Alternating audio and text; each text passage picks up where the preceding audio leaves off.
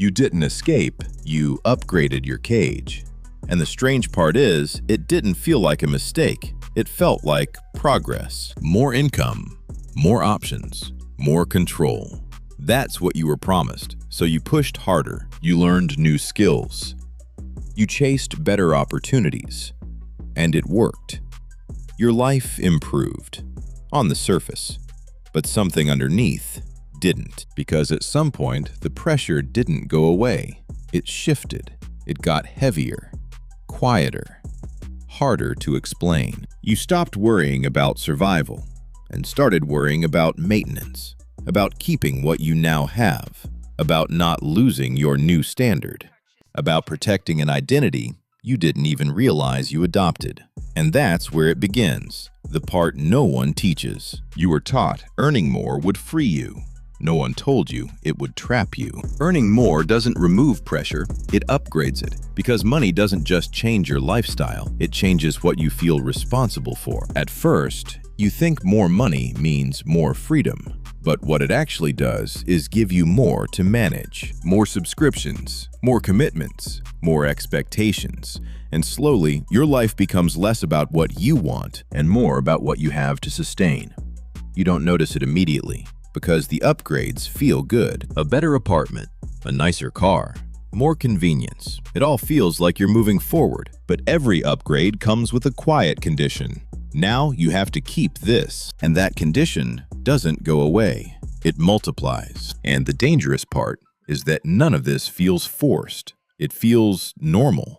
That's why most people never question it, because every upgrade comes wrapped in comfort. The better mattress, the food delivery, the faster phone, the cleaner apartment. None of these things feel like traps until one day you realize your entire lifestyle now depends on continuing at the same pace.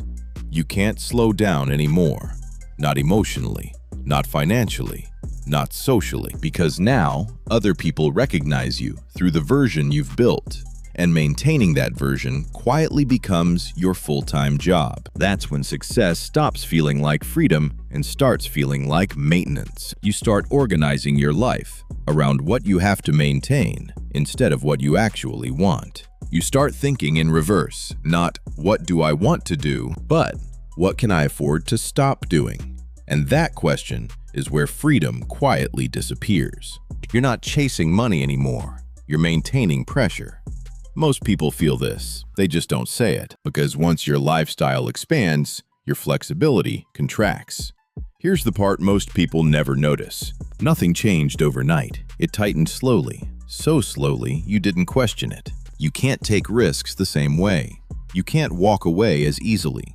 You can't pause, not because you're incapable, but because your structure won't allow it anymore. And this isn't an accident, it's a system, a very efficient one. You were taught that earning more is the solution, but no one explained what it locks you into, because the moment your income rises, the system offers you a new identity. You're no longer just surviving, you're doing well, and that identity comes with invisible rules. You have to maintain it, you have to defend it, you have to prove it, over and over again. So you start making decisions, not based on what's true for you, but based on what keeps that identity intact. You stay in situations longer than you should. You tolerate things you once said you never would. You delay changes that would actually free you because they threaten the image you've built. And here's the uncomfortable part. The system doesn't reward freedom.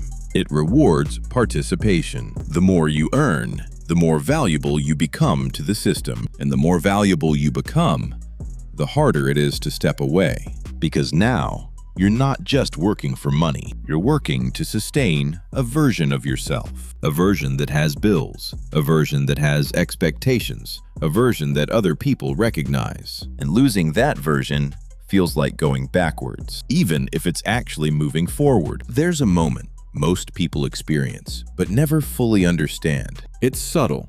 You wake up one day and realize you can't just stop. Not because you don't want to, but because too many things depend on you continuing. And that's the shift. You didn't gain control. you took on more pressure. Let me show you how this actually plays out. Imagine someone in their late 20s. They start earning more than they ever have.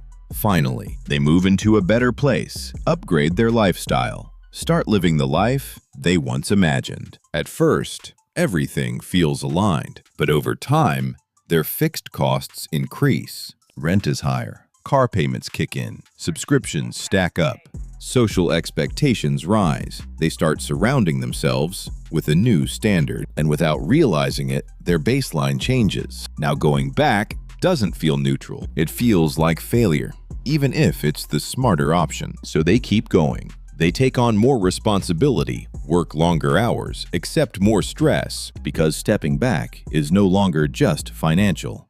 It's an identity risk. And that's where the trap tightens, not because they're weak, but because the structure around them was designed this way. The more you earn, the more your life expands outward, but your ability to move freely shrinks, quietly, slowly, until one day you realize you never actually left. You didn't escape, you just made the cage harder to leave.